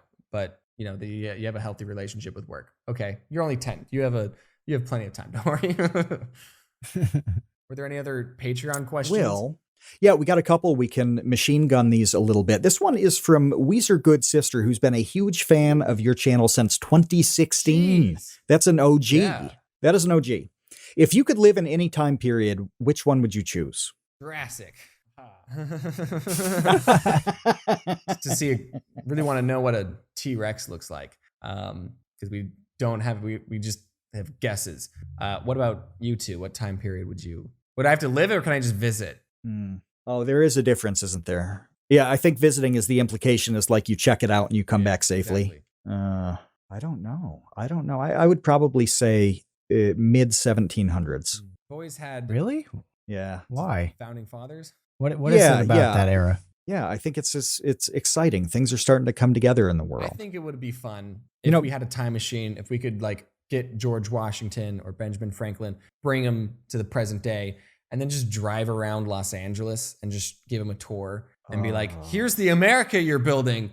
And then just be like, here's Hollywood Boulevard. Here's the biggest IKEA in Burbank. And, it's just, so yeah, I've always thought about giving the founding fathers a tour of the modern day would be a fun activity. So that almost sounds abusive toward them. Yeah. But it's like, look at what you did. or it's like, hey, look what you did. Like, I don't know which one of those two things it is. It would just die instantly of brain overload anyway. So it wouldn't even matter. It wouldn't even matter. Kevin, did you have an era? Did you specify an era? I didn't, because I don't really know that I have one. I think one, I suppose, in film that I like watching is sort of turn of the century stuff. Turn of the century city life. Maybe where you're like watching a Charlie Chaplin film and then drinking whiskey in some strange bar and everybody's wearing those. See the green kind of like a on suit. The horizon. Yeah, like the early commercialism. I don't know. Sounds interesting to me. Sipping some giggly juice with your best gal. And then, yeah, like dying of diarrhea. That's right. Pretty much any Getting time period. a tooth starts to hurt and then you just die. And I'm dead. What tooth infection? So this one is from who used to be Maple. When you were doing your face reveal, what was running through your mind there? Okay, well, so this probably isn't a good answer. This is probably not the answer that you want to hear, but for a minute, my face was not public. But my freaking mom did post pictures of me on her blog. So all you had to do was just Google my name, and then I would show up. And it was this very bad picture of me when I was like 10 years old. So like my face was out there on the internet, was not hidden that well. And then people were just being weird about it. So people were like, I found your face. Look at me, dude. And like, so I literally just was like I did a face reveal just so people would stop being weird about it.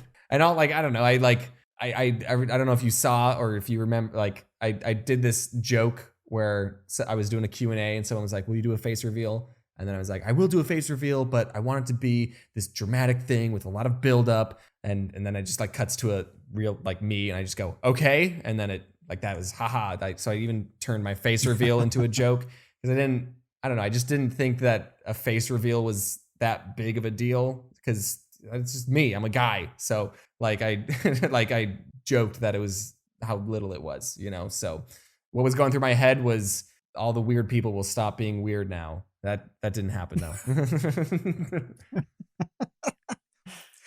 Well, we've got a real quick one and then got a really good one to end on.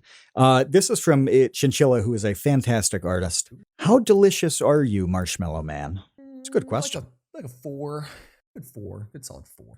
If you took a bite out of animated James, what does he taste like? You're just biting the head like it's a chocolate bunny at Easter. I'm trying to think of like a good texture to relate it to. Can't think of it. The only thing I'm thinking of is just a microwaved peep. Have you ever done those? You just microwave a peep.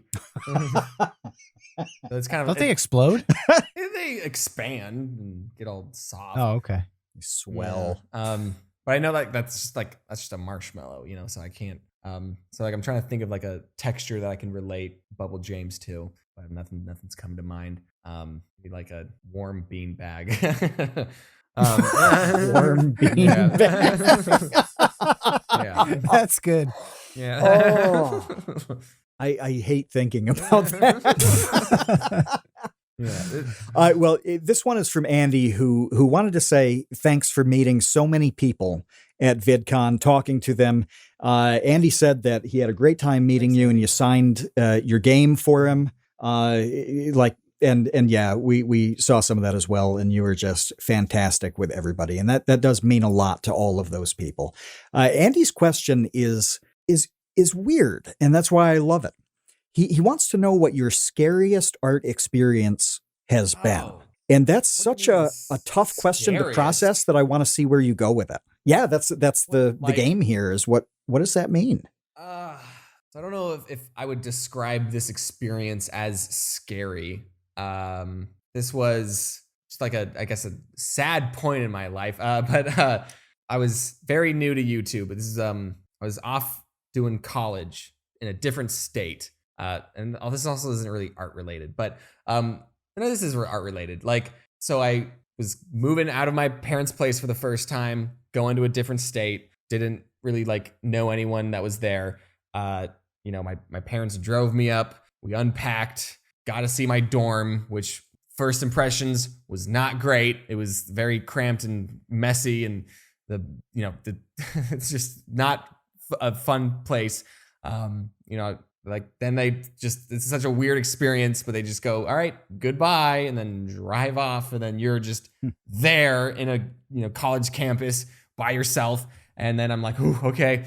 And then like that night, I'm like unpacking all my stuff. I set up my drawing tablet, which at the time was this Cintiq knockoff. It was called like a Yanova. Then there's a bunch of other letters that I forget. But it was basically just like a cheaper version of a Cintiq. I set it up, plug in all the wires and whatever, and then I turn it on, and then nothing happens. And then I'm like, that usually happens. You know, it's a finicky device. I was moving it. So let me like unplug everything, blow on it, try a different plug, still nothing. And then I would like try fiddling with the cord. And then basically like everything that I tried like wasn't working. And then I just like had this moment of like, oh no, I'm in this new environment, new people. I don't know how to, I'm young. I can't handle my emotions. And then like my drawing tablet broke, which was like the one thing that I had, you know? And honestly, like that, like the next following days, I like wasn't eating, and I wasn't like, and when I did eat, like the food just tasted like mush. And now I know like, oh, that was depression. Like, like that was, this tastes like depression. Yeah, exactly. Yeah. So there was, and also like that first night I like cried myself to sleep, you know, like just couldn't get my drawing tablet to work. So that wasn't really scary though. That was more of just a sad moment. Sounds jarring. Yeah. Sounds really jarring. I mean, everything that was going nicely was just upended, almost like it's like first night in prison. Yeah. And that was a rough week, that's for sure. Eventually I like got in contact with the manufacturer, and then I sent it off. They repaired it, and then it got sent back, and it was good. So eventually I did get it working, and thank God that my YouTube kicked off, because you know, I was going to school for math education. I was going to be a math teacher. I know, who likes math? Who likes math? And that's all the time we have. Yeah, but like there was never like a moment where, you know, I'm like drawing, and then all of a sudden, whoa, where'd this layer come from? And then it's like, you will die in 7 days. Like that's never happened. So, yeah, I can't really like scary. Like what kind of scary? Oh, someone just screenshotted me and changed their icon. That might be the new scariest thing. But yeah, no, like scared. Like what? Like I watched scary movies. I saw my first scary movie in a theater because I wasn't allowed to watch scary movies growing up. I saw Smile in theaters. That was really theaters changed the experience for scary movies. That's for sure.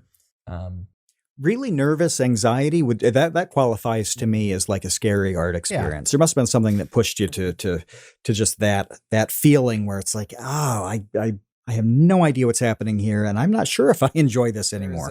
There was a moment where I stepped out in front of 10,000 people into a boxing ring with the intention of beating another person up. And like it's so fun. Like, so I boxed, you know, I did YouTuber boxing.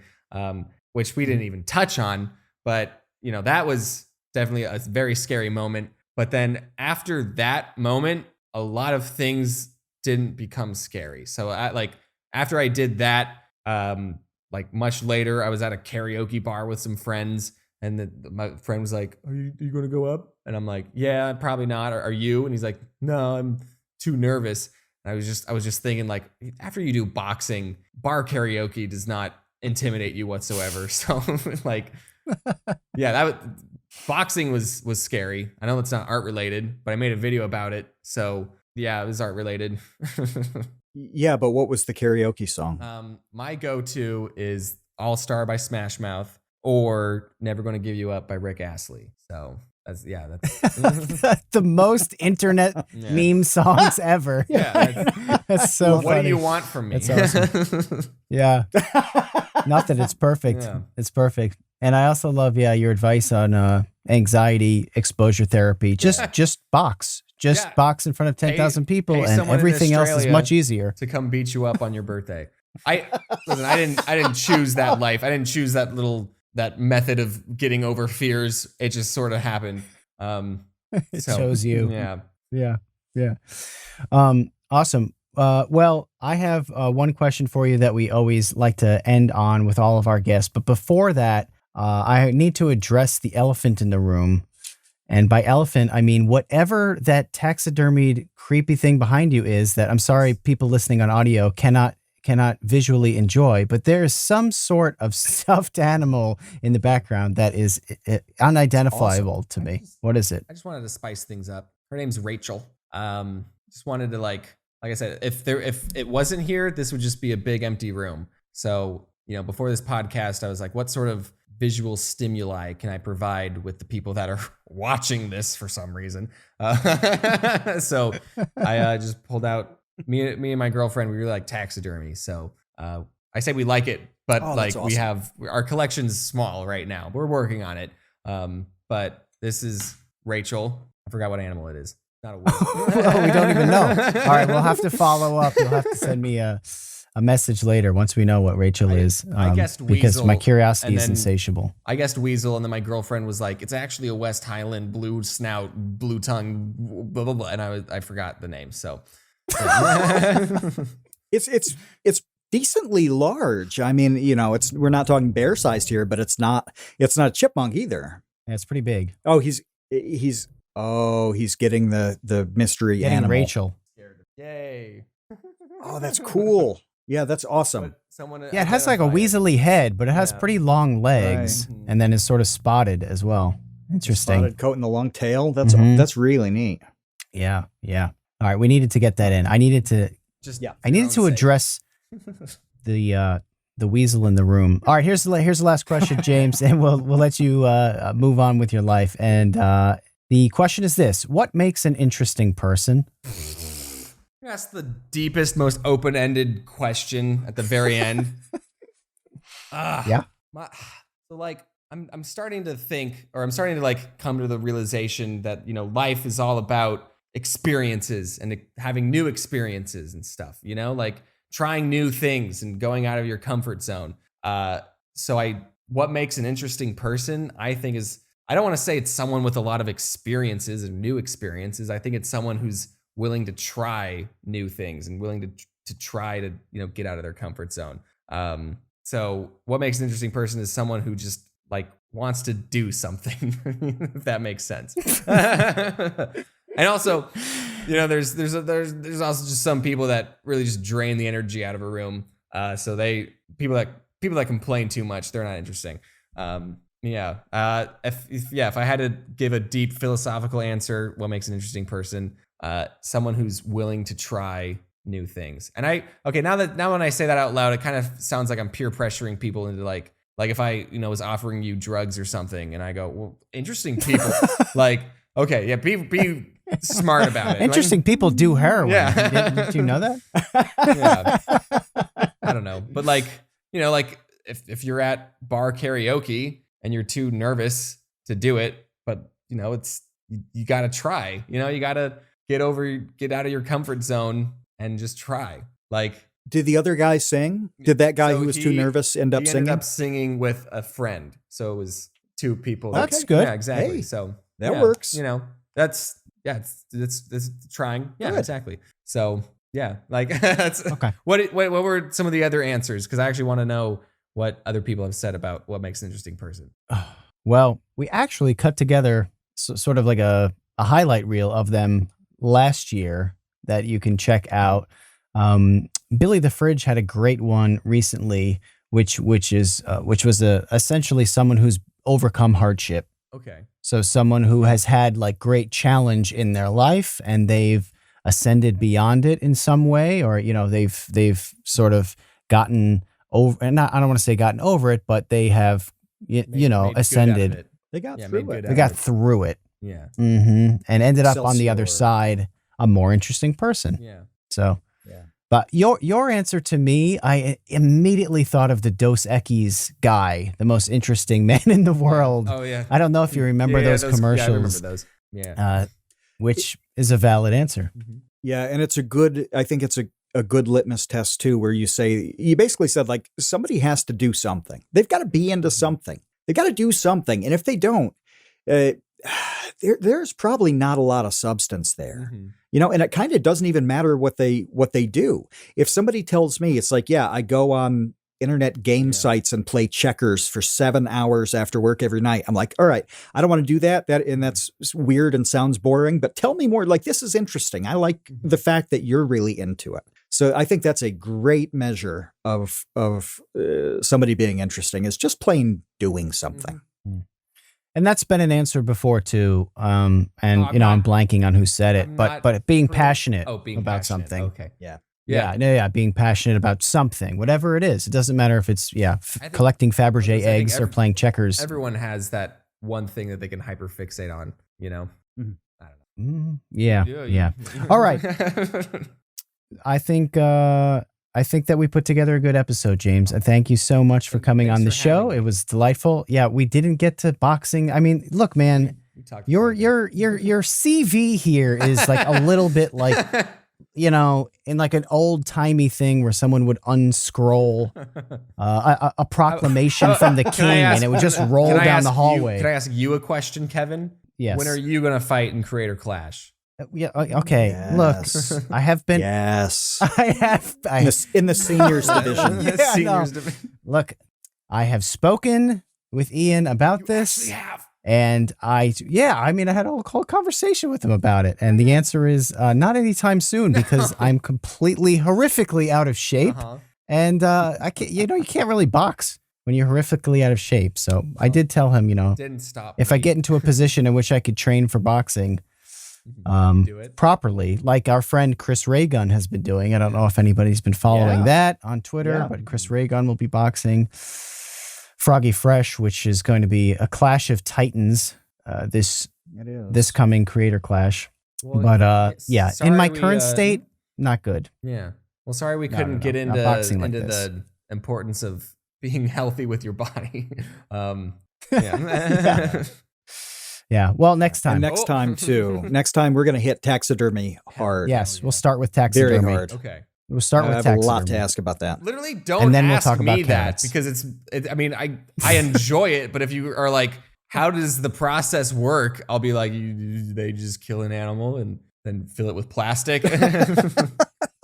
So, well, you're going to make Matt whip out his chipmunk wallet. You're interested? Yeah. So I have a chipmunk hide that's been in my wallet since about 2015. But no, the part that interests me is you said that you and the lady are building a collection, and that's really fascinating to me. Like, how do you do this? What are you trying to put together? Is it just this is cool, I like it, or is there a theme? Like the idea of building this is fascinating to me. We're just trying to spice up the house. This is like our way of decorating. I like it. Instead of getting stuff from Home Goods, we get dead goods. I have fur all over my house. I have fur all over my bed. And all over Buffalo, my body. And just because of the fursuit from before. That's right. We're straight back to furry talk. Yeah. It all comes full circle. Inescapable. Yeah, it is inescapable. All right, everyone. Check out James's channel, Odd1sOut, if you haven't heard of it. Highly recommended. Excellent videos. If you're a Netflix subscriber or, you got somebody's password, also check out Oddballs. And everything else, books, odd1sout.com. Right, yeah. There's plushies, there's hoodies, there's everything you can imagine under the sun, pins, whatever you want. Thanks. James has got it. Check out Odd1sOut. Thanks for the plug. All right, James, we're going to let you go. Thank you so much. We'll be back next week with Gamer from Mars. Until then, we'll see you, Space Cowboys. Thanks for listening to The Create Unknown. We make this show with the support of our patrons. 100% of that goes directly to keeping episodes going every week, and the recent support has been amazing. Sidpoke, NRM, Venture Addicts, Weezergood, you all really do make this show happen. Thank you to the Tots and Dumpster crew, old and new, who save tiny little lives every month. Thank you to our grizzled, battle-hardened child infantry. Clemente de los Santos, Dan the Latch, Demetrius Andrews, Erica, Farrakhan, Jen Mefisanti, Kevin Menard, Mikhail Steinke, Monahim, Natsu, Penny Peddler, Risebread, Ryan Kinder, Samuel Manser, Sean S., Sean Malone, and Tom Vidioger. And a tremendous shout out to our elite baby gang commanders: Atrocious Guff, Kat, Dojangles, Graham Robertson, James Gallagher, Jeff Davis, Orange Vanilla Coke, Patrick Pister, TCU's personal pilot, Andy, Ryan Carroll, Baseweight, Vinthos, Yeetus Deletus, Jonas Walter, Nathan Robinson, Jelxies, and of course, Trevstead. You are the elite. Thank you as well to our indentured servants, producer-editor Ben Webster, Minecraft mogul Laterman, Discord kitten wrangler Conrad, and producer emeritus Dan Yoshua. Thanks to Baseweight for use of Created in the Unknown for the opening theme. Thanks to Electro Voice for giving us mics to sound good on top of it. And a special thanks to Main Gear for powering all of our PC endeavors. The Create Unknown is an Unknown Media production in partnership with Studio 71.